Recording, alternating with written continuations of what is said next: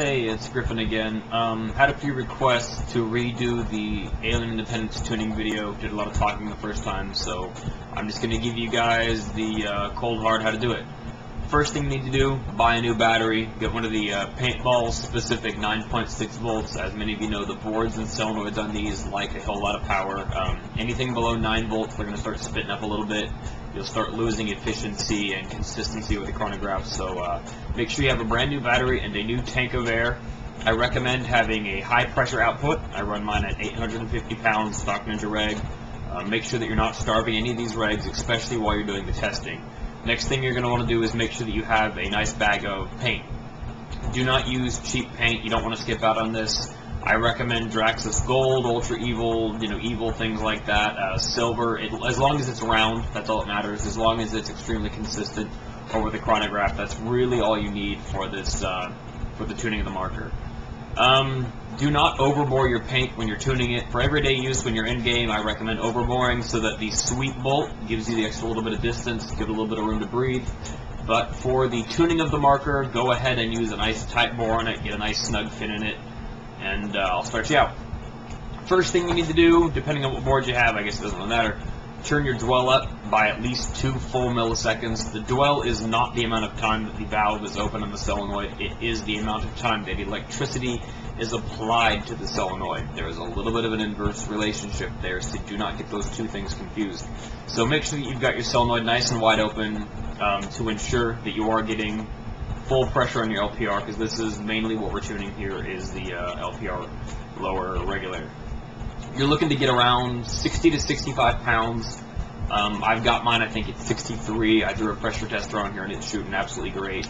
Once you test your gun, once you tune it, you won't have to do it again unless you really want to tinker with it.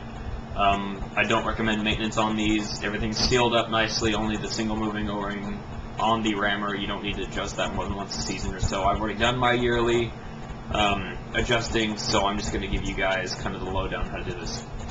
So you get your dwell turned up nice and high, make sure that's full open.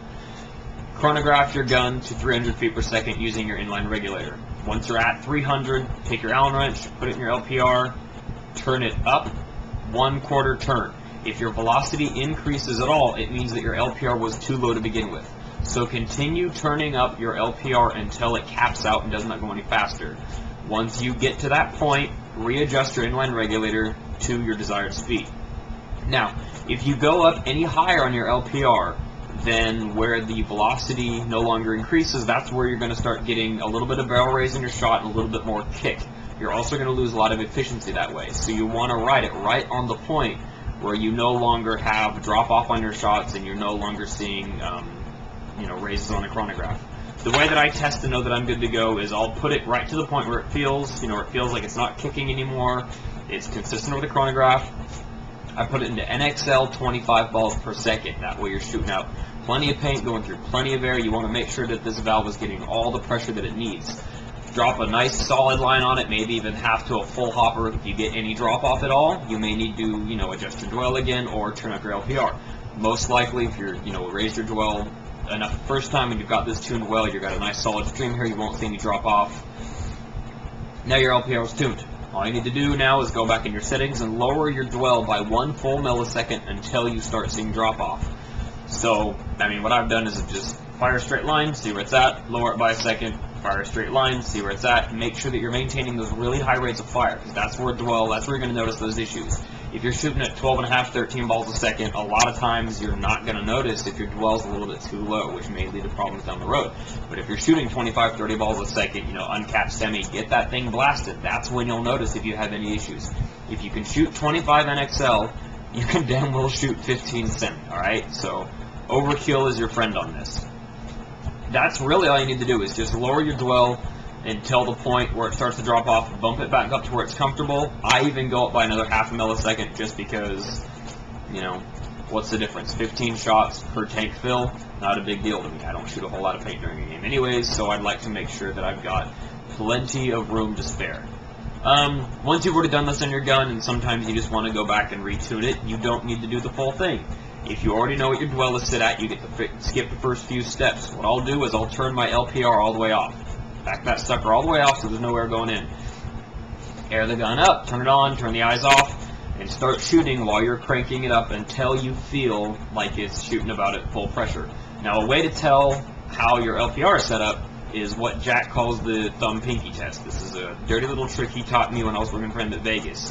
What you'll do is you take your thumb and you push it straight back on the bolt, and you'll feel it's relatively easy to push forward. You know, it should be going forward, no problem at all.